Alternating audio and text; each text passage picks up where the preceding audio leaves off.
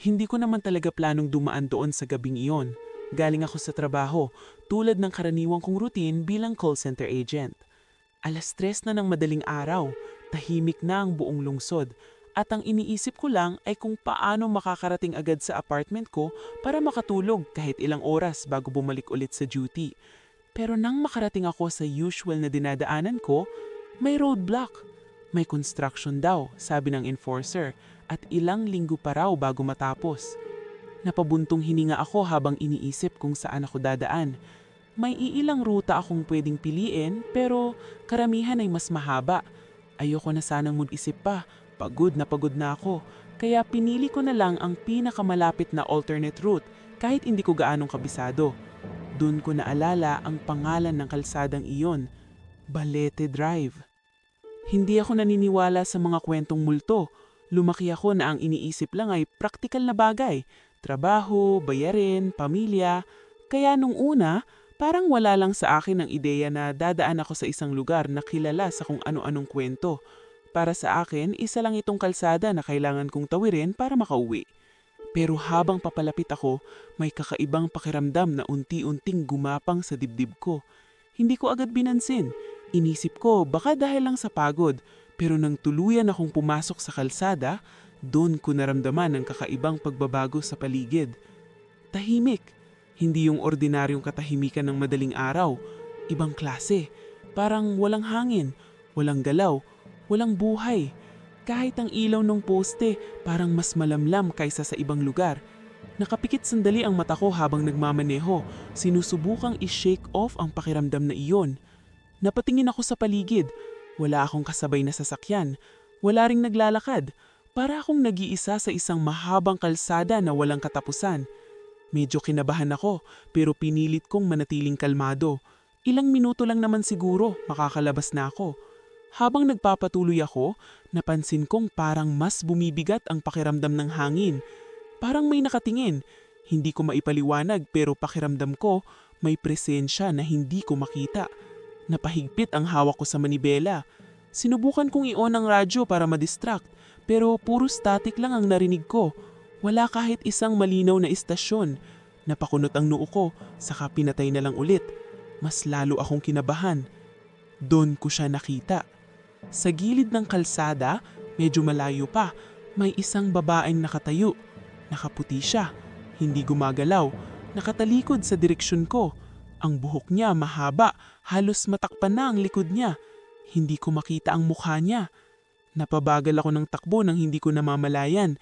Hindi dahil gusto ko siyang lapitan, kundi dahil parang may pumipigil sa akin na magpatuli ng normal. Parang may mali. Sa isip ko, baka simpleng tao lang siya. Baka may hinihintay, baka naligaw, o baka may problema. Pero sa oras na iyon, sa lugar na iyon, hindi tugma.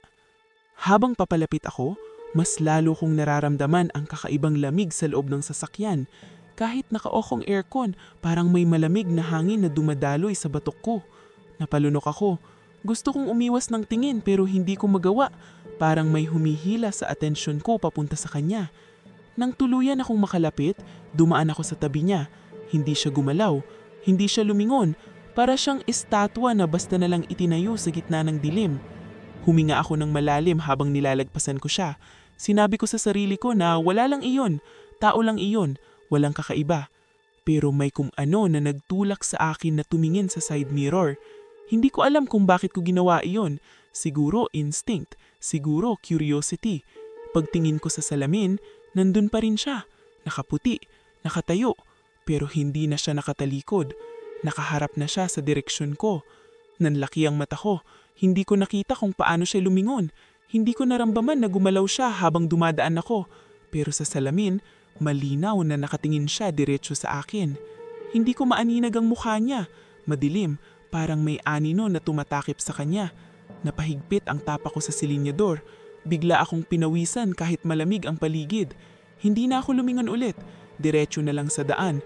Pilit pinakakalma ang sarili ko. Ilang segundo lang ang lumipas pero pakiramdam ko parang ang tagal. Nang tuluyan akong makalabas sa kalsada, saka lang ako nakahinga ng maayos. Sinabi ko sa sarili ko na guni-guni lang iyon. Pagod lang, stress lang sa trabaho. Walang multo, walang kung anuman. Pero habang pauwi ako, Hindi mawawala sa isip ko ang isang bagay, yung paraan ng pagkakatitig niya.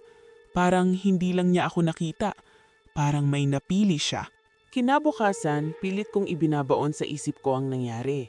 Pagdating ko sa trabaho, normal lang ang lahat. Parehong routine, parehong ingay ng opisina, parehong mga reklamo ng customer sa headset ko. Pero kahit anong pilit kong mag-focus, may bahagi ng isip ko na bumabalik sa gabing iyon. Sa break time, napagkwentuhan namin ng mga kaibigan ko ang mga random na bagay hanggang sa hindi ko namalayang nabanggit ko ang nangyari. Natawa lang sila noong sinabi ko kung saan ako dumaan. Balete Drive. Bro, classic yan! Sabi ni Jason habang nakangisi. Sigurado akong multo yan. Swerte mo nga, nakita mo. Tumawa rin ang iba. May nagbiro pa na baka may nagkagusto sa akin. Sumabay na lang din ako sa tawa kahit hindi ako komportable. Hindi ko na pinilit ipaliwanag kung gaano kabigat yung pakiramdam noong gabing iyon. Para sa kanila, kwento lang iyon. Para sa akin, iba. Pag uwi ko kinahapunan, pagod na pagod ako. Hindi na ako dumaan ulit sa Balete Drive. Mas pinili ko ang mas mahabang ruta kahit mas hassle. Pagdating sa apartment, agad akong humiga.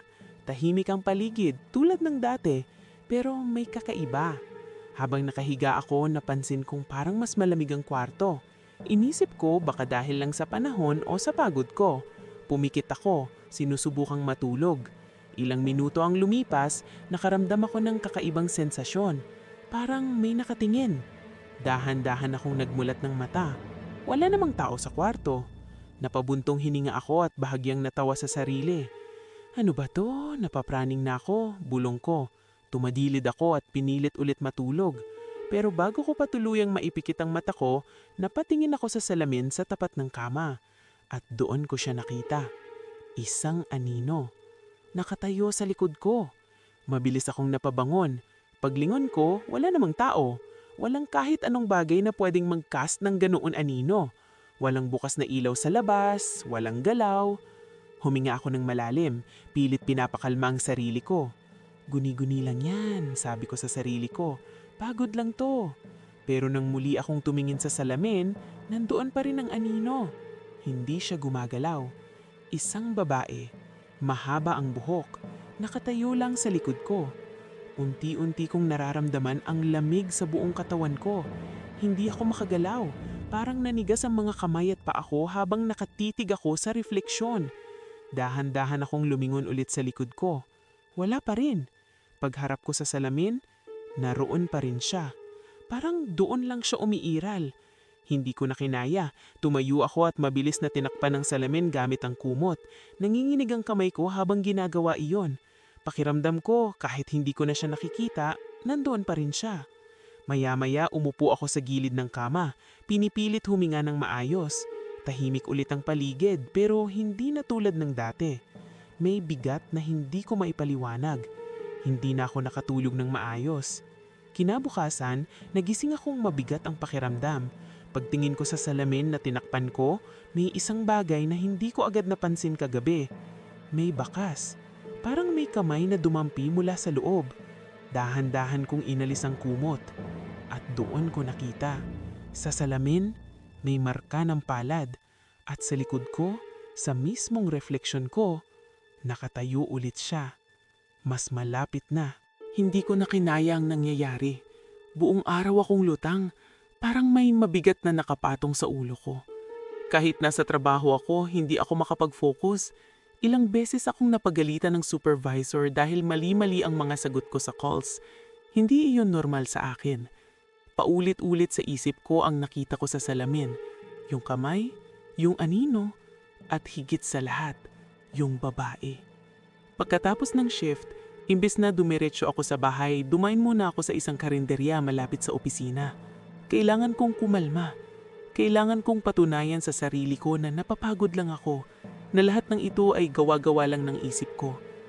Habang kumakain, sinubukan kong i-scroll ang phone ko para ma-distract. Pero kahit anong gawin ko, parang hindi ko maiwasan na mapatingin sa reflection ng screen. Ilang beses kong napansin na parang may dumadaan sa likod ko. Pero tuwing lilingon ako, wala naman. Pinilit kong tapusin ang pagkain ko kahit wala na akong gana. Pagdating ko sa apartment, mas tahimik kaysa dati ang paligid. Wala akong naririnig kahit konting ingay mula sa kapitbahay. Parang ako lang ang tao sa buong building. Pagpasok ko, agad kong sinilip ang salamin. Wala. Walang anino, walang bakas ng kamay. Napahinga ako ng maluwag.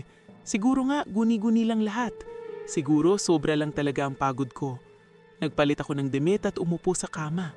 Ilang minuto akong nakatitig lang sa sahig. Sinusubukang i-replay ang lahat ng nangyari. Dahan-dahan, naramdaman kong bumabalik ang normal na pakiramdam ko. Hanggang sa napansin ko ang isang bagay. Ang ilaw sa kwarto. Bahagyang kumikislap. Akala ko malulobat lang o may problema sa kuryente. Pero hindi normal ang galaw nito. Hindi siya simpleng pag-flicker. Parang may ritmo. On, off. On, off. Bigla akong kinabahan. Tumayo ako at sinubukang patayin ng ilaw. Pero bago ko pa mahawakan ng switch, kusa itong tumigil. Tahimik ulit. Napabuntong hininga ako. Nag-i-imagine lang ako, bulong ko. Pero habang papalayo ako sa pader, may narinig akong mahina. Parang may humihinga. Tumigil ako. Hindi ako gumalaw. Pinakinggan ko. Nanggagaling iyon sa likod ko. Dahan-dahan akong napalingon. Wala. Pero malinaw ko pa ring naririnig ang paghinga. Mabagal. Malamig. Parang may taong sobrang lapit sa tenga ko.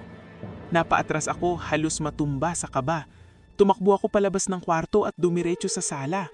Doon ako naupo, nanginginig. Hindi ito totoo. Hindi ito totoo. Paulit-ulit kong sinasabi sa sarili ko. Makalipas ang ilang minuto, unti-unting tumahimik ang paligid. Nawala ang tunog. Bumalik ang normal na pakiramdam ng hangin. Pero hindi pa doon natapos. Pagtingin ko sa mesa sa harap ko, may isang bagay na hindi ko maalala na nandun kanina. Isang hibla ng mahabang buhok. Itim. Basa. Unti-unti kong naramdaman ang panlalamig ng katawan ko habang nakatitig doon. Hindi iyon sa akin. Maikli ang buhok ko at sigurado akong wala akong kasama sa bahay.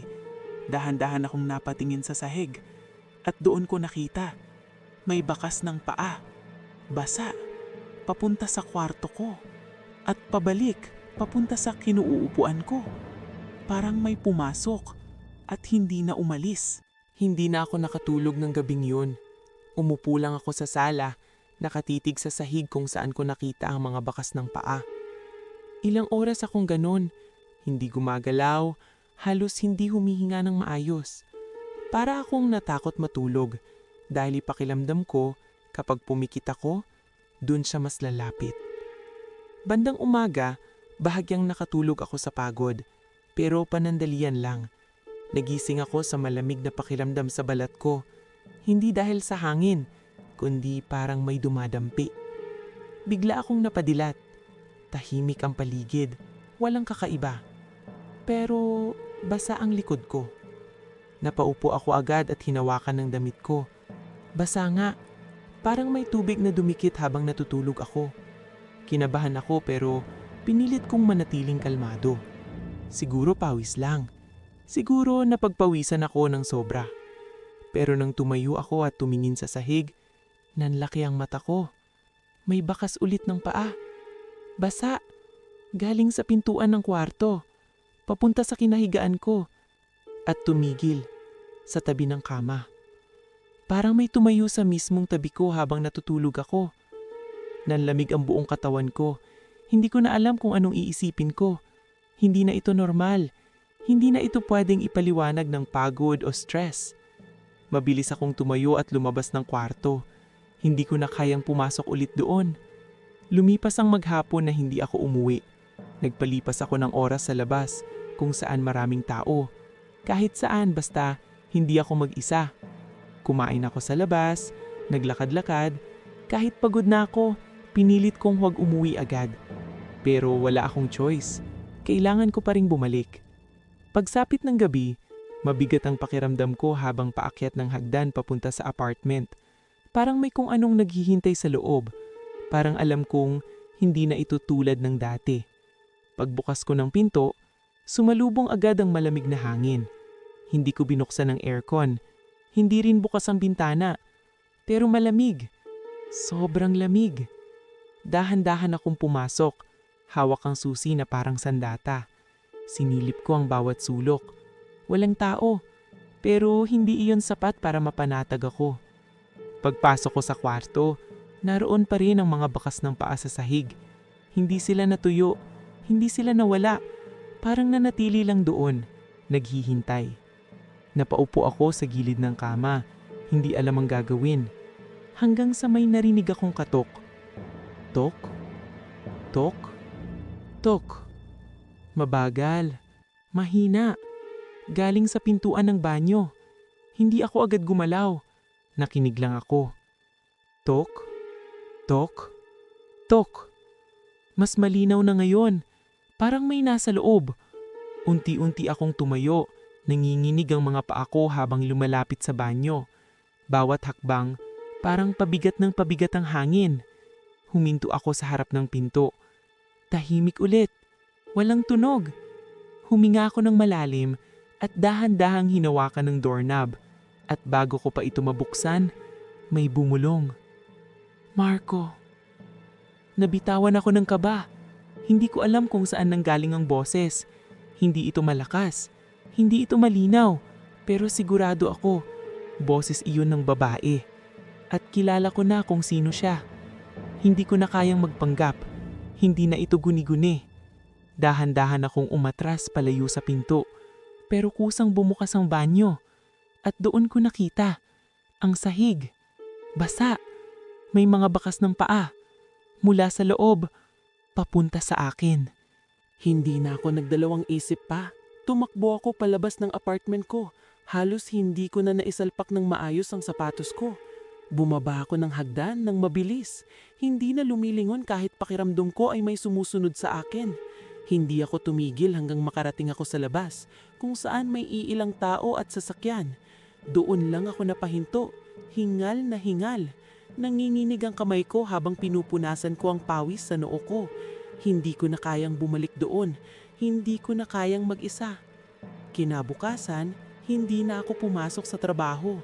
Nagpaalam ako na may sakit kahit hindi ko maipaliwanag kung anong klaseng sakit ang nararamdaman ko. Hindi ito pisikal, mas malalim.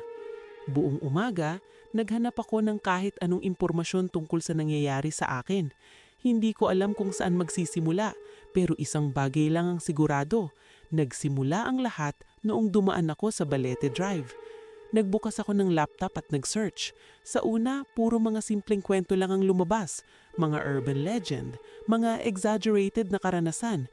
Pero habang mas lumalalim ang paghanap ko, may mga detaling nagsimulang tugma. Isang babae. Pinatay. Itinapon sa kalsada. Ayon sa ilang lumang artikulo, may kaso raw noon na hindi naresolba. Isang dalaga ang biglang nawala. At makalipas ang ilang araw, natagpuan ng katawan niya malapit sa lugar na iyon. Walang malinaw na suspek, walang hustisya. Pero ang mas nakakapangilabot, may mga ulat din ng mga taong nakakita sa kanya. Pareho ng paglalarawan, babaeng nakaputi, mahabang buhok, nakatayo sa gilid ng kalsada. At ayon sa isang forum na nabasa ko, may iilan daw na pagkatapos siyang makita, hindi na naging normal ang buhay. Napalunok ako habang binabasa iyon. Parang ako mismo ang tinutukoy. May isang post na lalo akong pinangilabot. Sabi doon, hindi raw basta nagpapakita ang babae. Pinipili niya ang makakakita sa kanya. At kapag nangyari iyon, sinusundan niya ang taong iyon. Hindi agad pinapatay. Hindi agad sinasaktan. Dahan-dahan siyang nagpaparamdam hanggang sa tuluyan na niyang makuha ang gusto niya. Napahinto ako sa pagbabasa. Parang may malamig na hangin na dumaan sa likod ko. Dahan-dahan akong napalingon. Wala namang tao, pero hindi na ako kumpante. Muli kong ibinalik ang tingin sa screen at binasa ang huling bahagi ng post. Hindi siya naghahanap ng biktima. Naghahanap siya ng hustisya. Napakunot ang noo ko. Ano ang ibig sabihin noon? Bigla kong naalala ang mga panaginip ko. Yung mga esenang hindi ko naman naranasan pero parang ako mismo ang nandun. Yung pagtakbo, yung takot, yung sakit. Parang ipinapakita niya sa akin ang nangyari sa kanya. Napaupo ako ng maayos. Unti-unting nagiging malinaw. Hindi lang siya nagpaparamdam para takutin ako. May gusto siyang iparating. May gusto siyang ipagawa. Habang iniisip ko iyon, bigla na lang nagdilim ang screen ng laptop ko. Parang nawalan ng signal. At sa itim na reflection ng screen, nakita ko siya. Nakatayo sa likod ko. Mas malinaw na ngayon ang itsura niya. Maputla ang balat, basang buhok, at ang mga mata niya, diretsyong nakatingin sa akin. Hindi na ako sumigaw, hindi na ako gumalaw, dahil sa unang pagkakataon, naiintindihan ko. Hindi siya nandito para patayin ako. Nandito siya para gamitin ako. Simula nung araw na iyon, hindi na ako nakaramdam ng katahimikan. Kahit saan ako pumunta, kahit may mga tao sa paligid, dala-dala ko pa rin ang presensya niya. Hindi na siya tulad ng dati na sa salamin ko lang nakikita o sa mga anino. Ngayon, ramdam ko na siya kahit hindi ko siya nakikita. Parang may kasabay akong humihinga. Parang may mata na nakatutok sa bawat galaw ko. At higit sa lahat, parang may emosyon na unti-unting pumapasok sa isip ko na hindi naman akin. Pagdating ng gabi, pilit kong iniiwasan matulog. Pero hindi ko na kinayang pagod. Humiga ako sa kama, nakatingin sa kisame, pilit kinukumbinsi ang sarili ko na kontrolado ko pa ang lahat. Pero nang pumikit ako, agad akong nahulog sa isang panaginip. Hindi iyon simpleng panaginip. Nasa isang madilim na kalsada ako. Basa ang lupa, parang kakarating lang ng ulan. Naririnig ko ang mabilis na paghinga, hindi sa labas, kundi sa loob ng sarili ko. Tumatakbo ako. Hindi ko alam kung saan, pero alam kong may humahabol. Bigla akong nadapa. Sumubsob ako sa malamig na semento. Narinig ko ang yabag, papalapit, mabigat, determinado. Sumigaw ako pero walang lumabas na boses. Pag-angat ko ng tingin, may lalaki. Hindi ko makita ng maayos ang mukha niya, madilim, pero ramdam ko ang galit niya, ang intensyon niya. Pinilit kong gumapang paatras pero huli na. Hinawakan niya ako. Doon ko naramdaman ang sakit. Hindi ko maipaliwanag kung paano, pero pakiramdam ko, totoo ang lahat. Hindi lang ako nanunood, ako mismo ang nakakaranas. Ang takot, ang sakit, ang desperasyon. At sa huling sandali, bago ako mawalan ng malay, naramdaman ko ang malamig na kalsada sa likod ko at ang bigat ng katawan ko na hindi na gumagalaw. Bigla akong napabangon. Hingal na hingal. Basa ng pawis ang buong katawan ko. Pero hindi iyon ang nakapagpayanig sa akin. Sa tabi ng kama ko, may basang marka. Parang may katawan na nakahiga doon kanina. Unti-unti akong napaatras. Hindi ito panaginip. Bulong ko. Hindi lang niya ako pinapakita. Pinaparanas niya sa akin. Kinabukasan, kahit pagod, hindi na ako nag-atubiling lumabas. Kailangan kong maintindihan ng lahat. Kailangan kong malaman kung sino ang lalaking iyon. Habang naglalakad ako sa kalsada, bigla akong napatigil. Parang may kung anong pumasok sa isip ko. Hindi ko alam kung saan nanggaling, pero may imahe. Isang bahay. Luma. May gate na kalawangin. At may numero sa harap. Hindi ko pa napupuntahan yon pero pakiramdam ko, kilalang kilala ko. Napahawak ako sa ulo ko habang unti-unting lumilinaw ang detalye. Parang may nagtuturo sa akin. Parang may nagdidikta. Doon. Hindi ko narinig ang boses pero malinaw sa isip ko ang salitang iyon. Hindi na ako nagdalawang isip. Sumakay ako ng tricycle at sinabi ang lugar na biglang pumasok sa isip ko. Habang papalapit kami, mas lalo kong nararamdaman ang kaba. Hanggang sa makarating kami. At nang bumaba ako, nakita ko ang bahay. Eksaktong katulad ng nasa isip ko. Lumang-luma, tahimik, parang matagal nang walang nakatira. Napabuntong hininga ako habang nakatitig sa gate. Hindi ko alam kung bakit ako nandito, pero isang bagay ang sigurado ako. Hindi ito desisyon ko. At habang nakatayo ako sa harap ng bahay, bigla akong nakaramdam ng malamig na presensya sa likod ko. Hindi ko na kailangang lumingon. Alam kong siya yun. At ngayon, mas malapit na siya kesa dati. Hindi ko agad magawang kumilos. Nakatayo lang ako sa harap ng gate habang ramdam ko ang presensya niya sa likod ko. Hindi ko siya kailangang lingunin para malaman na nandoon siya. Parang nakakabit na siya sa akin, parang anino na hindi ko na maiiwan. Dahan-dahan kong itinulak ang gate. Kumalabog ito ng mahina pero sa tahimik na paligid, parang napakalakas ng tunog. Pumasok ako sa loob ng bakuran, bawat hakbang mabigat.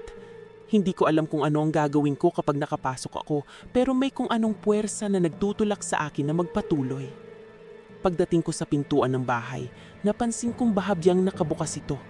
Parang matagal nang hindi isinara ng maayos. Napahawak ako sa dibdib ko habang unti-unti kong itinulak ang pinto. Bumungad ang madilim na loob.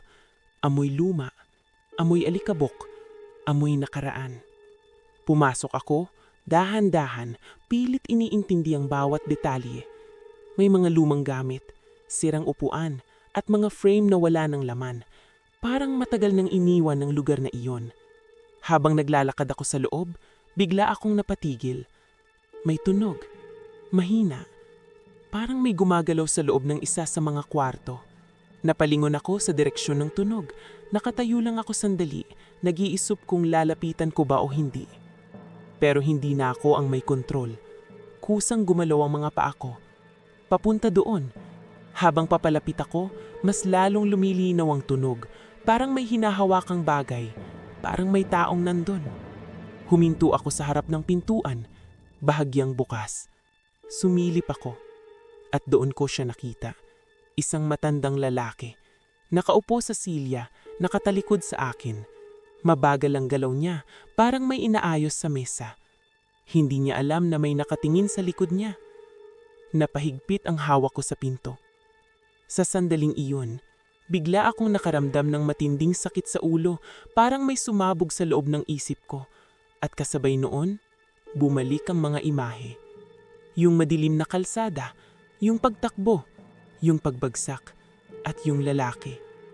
Siya. Siya ang nakita ko sa panaginip. Hindi ko pa man nakikita ang mukha niya ng malinaw, alam ko na agad. Siya iyon. Bigla akong napahawak sa ulo ko, napapikit sa sobrang sakit. Parang pinipilit akong alalahanin ng lahat, parang may gustong ipakita ng buo.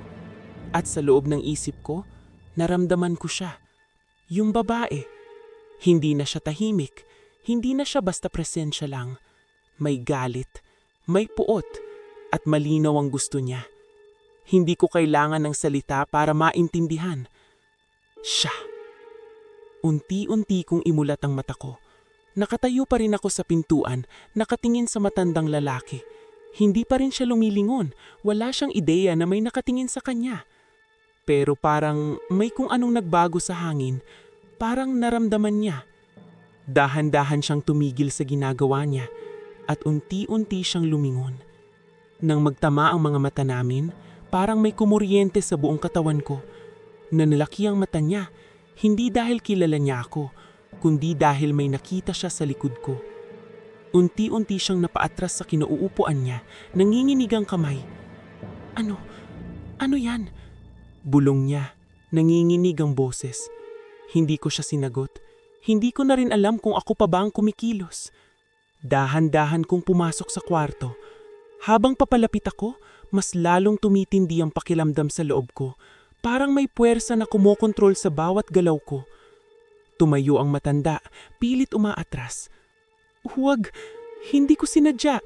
Matagal na yon. Umiiyak siya na sinabi. At doon ko tuluyang naintindihan. Hindi siya nagkakamali. Hindi ako ang kinakausap niya. Siya ang kinakatakutan niya. At sa sandaling iyon, hindi na ako sigurado Kung ako pa ba ang nasa loob ng katawan ko o kung siya na ang gumagamit nito. Hindi ko na maipaliwanag ang nararamdaman ko sa mga sandaling iyon. Nakikita ko ang nangyayari. Naririnig ko ang bawat salita ng matandang lalaki. Pero parang hindi na ako ang may kontrol sa sarili kong katawan. Parang ako'y nanunood na lang, nakakulong sa loob ng sarili kong isip. Patuloy na umaatras ang matanda.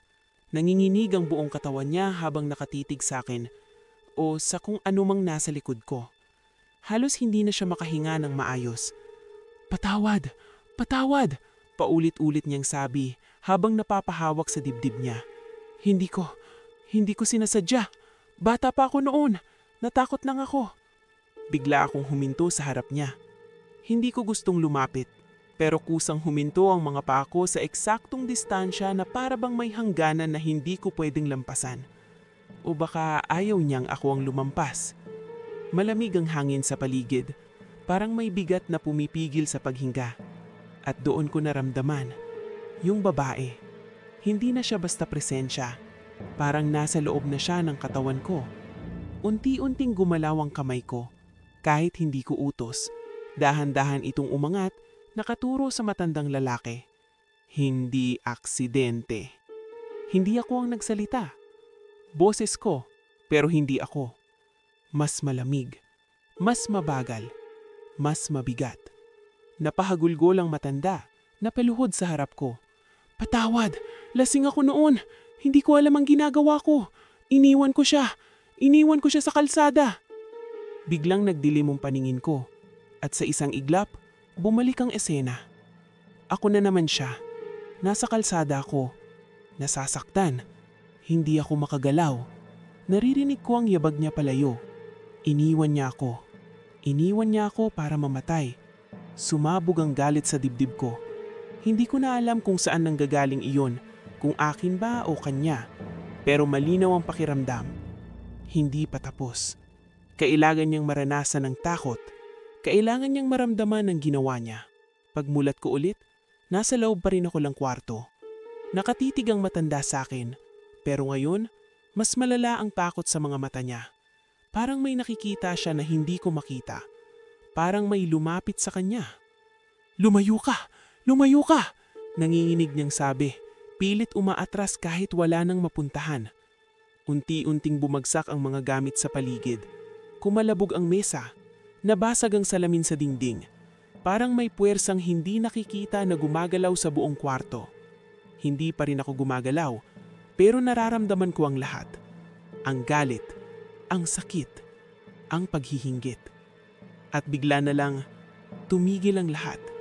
Biglang tumigil ang galaw ng hangin, nawala ang ingay.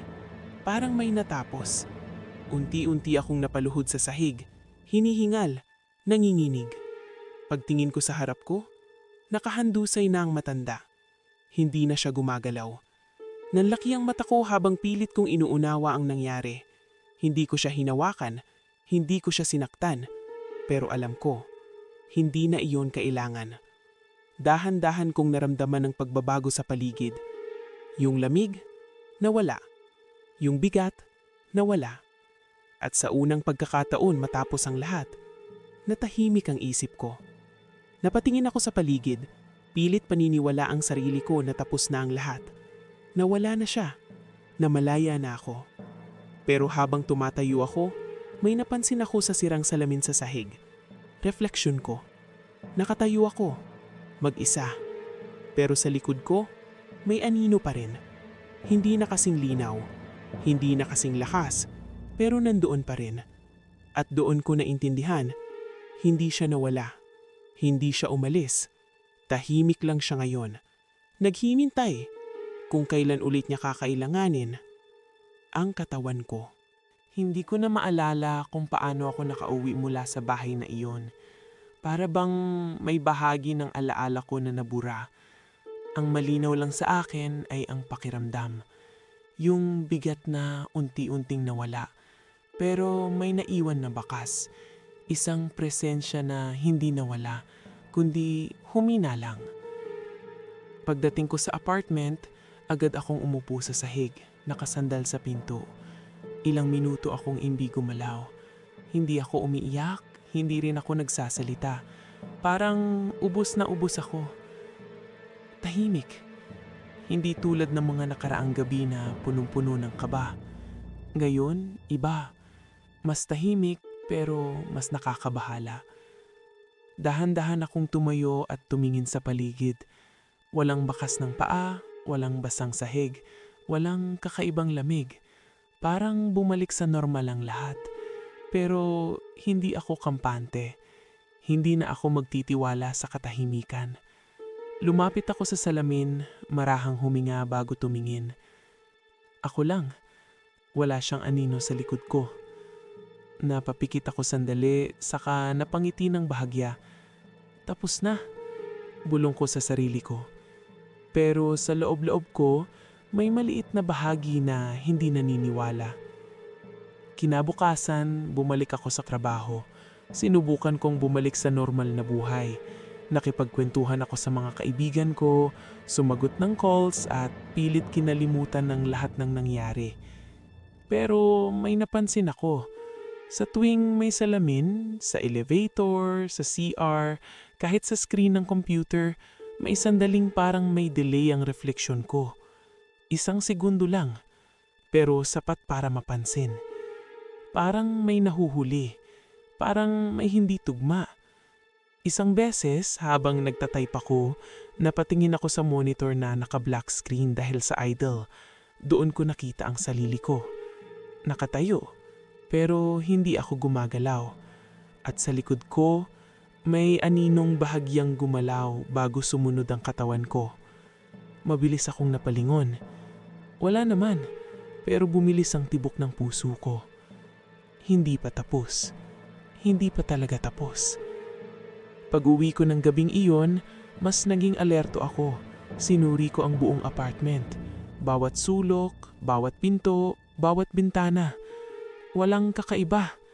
Pero habang nakaupo ako sa kama, bigla akong napaisip. Yung matandang lalaki. Namatay siya.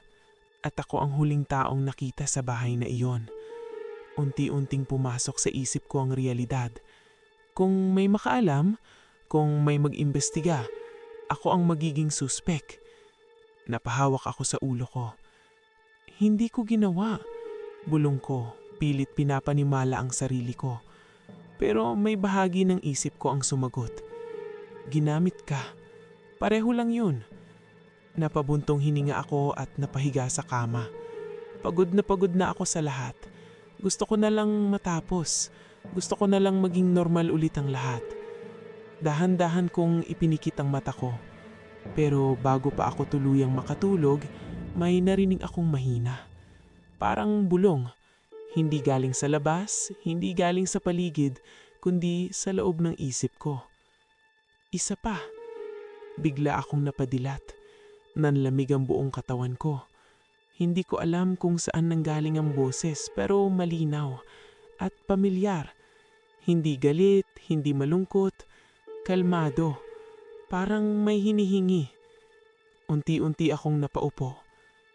Hindi na, mahinang kong sabi. Pero walang sumagot. Tahimik ulit ang paligid. Pero sa sandaling iyon, alam ko na.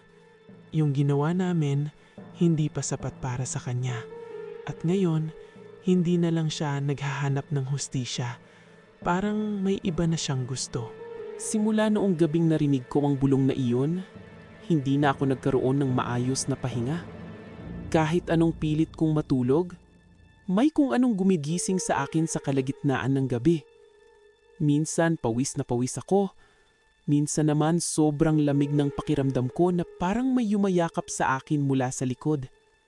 Pero ang pinaka nakakatakot, hindi na siya tulad ng dati. Hindi na siya basta nagpaparamdam. Nakikipag-usap na siya. Hindi sa pamamagitan ng boses na naririnig ng tenga, kundi sa isip ko mismo. Isa pa, paulit-ulit. Hindi malakas, hindi galit, pero hindi nawawala. Sa bawat araw na lumilipas, mas nagiging malinaw ang pakiramdam na hindi lang siya basta naghahanap ng hustisya. May iba pa siyang hinahanap. May kulang pa. At unti-unti kong naiintindihan. Hindi lang isa ang taong may kasalanan. Hindi lang isa ang iniwan siya para mamatay. Isang gabi, habang nakaupo ako sa sala, bigla na lang may pumasok na imahe sa isip ko. Isang kotse, 2 lalaki, at siya nasa gitna nila. Nanginginig ang kamay ko habang hinahawakan ang ulo ko. Hindi ko gustong makita pero pinipilit akong makita. Naririnig ko ang tawa. Nararamdaman ko ang takot. At higit sa lahat, nararamdaman ko ang galit niya. Bigla akong napasigaw. Tama na! Tumayo ako, hingal na hingal. Pilit nilalabanan ng mga imahe. Hindi na ako papayag. Bulong ko, nanginginig ang boses. Sa unang pagkakataon, sinubukan kong lumaban. Sinubukan kong pigilan siya. Pero biglang nanikip ang dibdib ko. Parang may pumipigil sa paghinga ko. Parang may kamay na humahawak sa puso ko mula sa loob. At paano kung hindi pa tapos? Bulong ng boses sa isip ko. Napapikit ako. Pinipilit ko mawala sa pakiramdam. Hindi ako papatay. Mahina pero matigas kong sabi. Sandaling natahimik ang lahat. Walang galaw. Walang boses. Akala ko, tumigil na siya. Pero nang magmulat ako ng mata, napatingin ako sa salamin sa harap ko. At doon ko nakita ang sarili ko. Nakatayo, pero hindi ako ang gumagalaw. Dahan-dahan, gumiti ang refleksyon ko. Hindi ako gumigiti. Nanlaki ang mata ko habang unti-unting gumagalaw ang katawan ko kahit hindi ko utos. Umangat ang kamay ko, hinawakan ang sariling muka. Hindi ka papatay. Bulong ng boses. Ngayon mas malinaw na. Pero ako, gagamitin kita. Napaatras ako pero hindi tumitigil ang katawan ko sa paggalaw. Parang nawawala na ako sa sarili kong kontrol. Unti-unti akong napaluhod, nanginginig, habang pilit lumalaban. Hindi. Paulit-ulit kong sabi. Pero habang lumalalim ang gabi, mas lumalakas siya. Mas malinaw. Mas mabigat. At sa huling sandali, bago tuluyang mawalan ng kontrol ang isip ko, may isang bagay akong naiintindihan. Hindi ako ang biktima. Hindi rin ako ang kalaban. Isa lang akong daan. Isang katawan. Isang kasangkapan. At ngayon, hindi na siya naghihintay. Hindi na siya tahimik. Nagsisimula pa lang siya. At sa tuwing may dadaan sa Balete Drive, may isa na namang mapipili. At baka sa susunod, hindi na lang siya ang makikisakay, kundi pati ako na rin.